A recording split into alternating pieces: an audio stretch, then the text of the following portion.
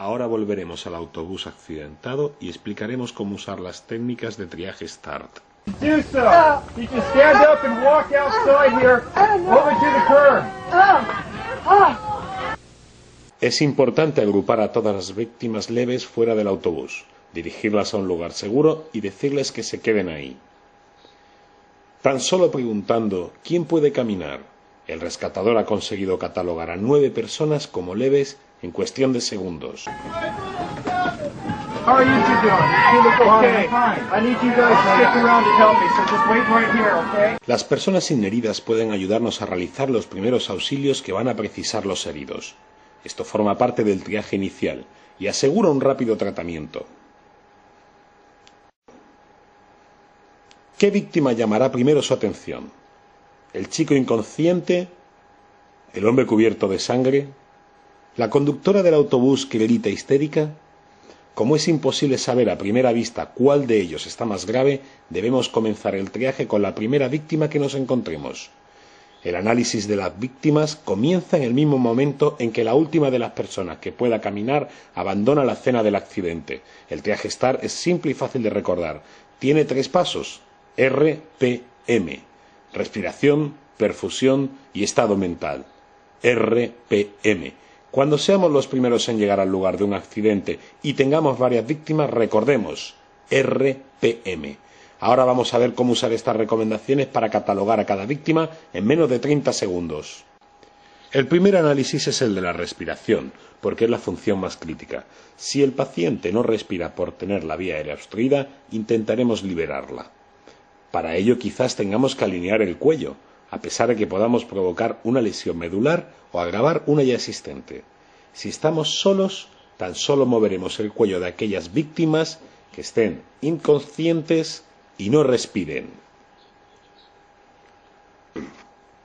Si no hacemos nada, el paciente que no tiene permeable la vía aérea morirá.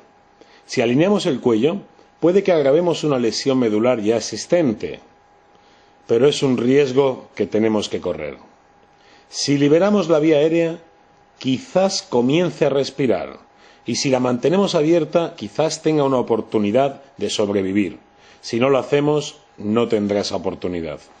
Si la respiración no se restablece con una simple maniobra, el método START no contempla iniciar RCP. El primer rescatador puede sentir la tentación de comenzar a hacer RCP en un paciente inconsciente que no respire. Eso sería un error. Estos pacientes acaban muriendo. Si el primer rescatador comenzase una reanimación cardiopulmonar, no tendrá oportunidad de prestar ayuda a aquellas víctimas que sí tienen posibilidades de supervivencia.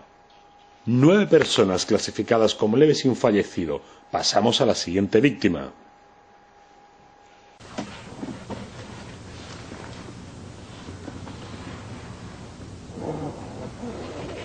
Yeah, you need help over here. Need you help support his head. Okay, just like this. Need you to help keep his airway open. Just like that, okay? Great. Don't let the airway close. Si el paciente comienza a respirar después de liberar la vía aérea, lo catalogamos como rojo y pasamos a la siguiente víctima. Para evaluar la respiración en un paciente, observamos su frecuencia respiratoria. Pacientes con más de 30 respiraciones por minuto serán clasificados como rojos, según el método START. Pasamos a la siguiente víctima. No necesitamos contar las respiraciones durante 1 minuto para saber si un paciente está hiperventilando o tiene una ventilación normal. Con la práctica lo sabremos a primera vista.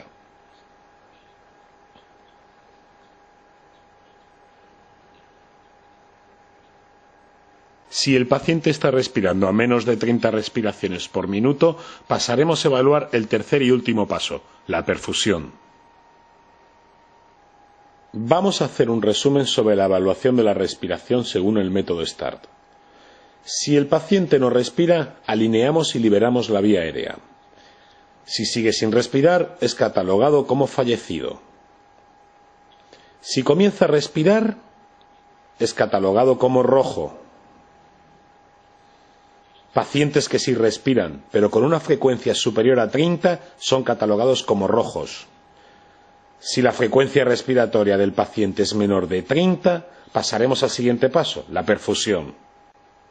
En una situación complicada, la prueba más eficaz para comprobar la perfusión de un paciente es el relleno capilar.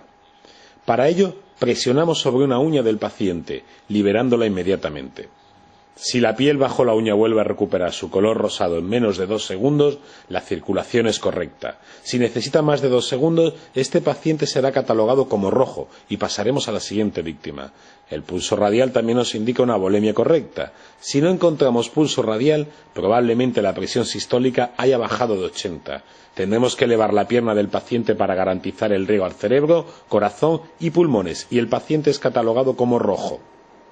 Put as much pressure you can on there. I need you to stop her bleeding, okay? En los casos en que haya un sangrado externo abundante, dé instrucciones a la víctima o a algún ayudante para que comprima fuertemente sobre la herida. Si el paciente tiene una perfusión adecuada, procedemos a su evaluación neurológica. Resumiendo sobre la perfusión. Comprobamos el relleno capilar presionando sobre una uña. Si el color no ha vuelto en 2 segundos, sospechamos la existencia de hemorragia y el paciente es catalogado como rojo.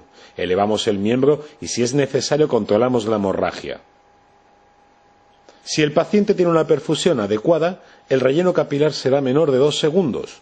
Pasamos al tercer y último paso, la evaluación neurológica. What's your name? En el contexto de una catástrofe, un paciente con déficit neurológico es catalogado como rojo. Se debe comenzar a evaluar el estado neurológico del paciente desde el primer momento. Si tiene dificultad para responder a preguntas o comentarios sencillos, será catalogado como rojo. My leg over here, my leg. Oh God, I think it's broken. I think Just relax. Okay, you're breathing fine. You're breathing fine. Get me out of here. Please, my leg really hurts. It really Okay, you've got a hurts. good pulse. You've got a good strong pulse. What's your name? Jan. Okay, Jan. What day is it? Friday. Friday. Good. Please, Okay. it hurts. Oh God. More firemen are coming. Okay, we'll get you out of here as soon as possible. Hurry. All right, I've got help coming. Si el paciente puede contestar coherentemente a preguntas sencillas, lo catalogamos como amarillo o demorable y pasamos a la siguiente víctima. Resumiendo sobre la evaluación neurológica. Si el paciente no responde a preguntas o comentarios sencillos, lo catalogamos como rojo. Si puede hacerlo, lo catalogamos como amarillo y pasamos a la siguiente víctima. La categoría demorable no significa que el paciente no esté herido o que no necesite tratamiento. Significa que el paciente no está en riesgo de muerte inminente. Como podemos ver, cada paciente es triado y catalogado durante la primera evaluación, dependiendo de la necesidad de asistencia médica. Los pacientes rojos han de ser evacuados tan pronto como lleguen las ambulancias. Para los pacientes que esperan transporte es necesaria una segunda evaluación por parte de personal cualificado para cambiar su estatus y proporcionarles el tratamiento adecuado. Como hemos visto, el método STAR es eficaz para categorizar y tratar pacientes de una forma rápida. Cuando seamos los primeros en acudir a un incidente con varias víctimas, el entrenamiento en el método STAR nos permitirá hacerlo mejor para la mayoría. Resumiendo, en este vídeo hemos aprendido a alejar a los heridos que puedan caminar de la zona de impacto, reduciendo el número de víctimas que tenemos que evaluar. Hacer uso de pacientes leves para aplicar técnicas sencillas sobre otras víctimas. Comenzar la evaluación con la primera víctima que encontremos. Usar la técnica de RPM para hacer una rápida evaluación, respiración, perfusión y estado mental. Usar las tarjetas de triaje como una forma de catalogar pacientes. El método STAR responde al primer interviniente respecto a la pregunta ¿qué hago ahora? Esta persona tiene 2 prioridades: clasificar a las víctimas y garantizar asistencia médica en el lugar.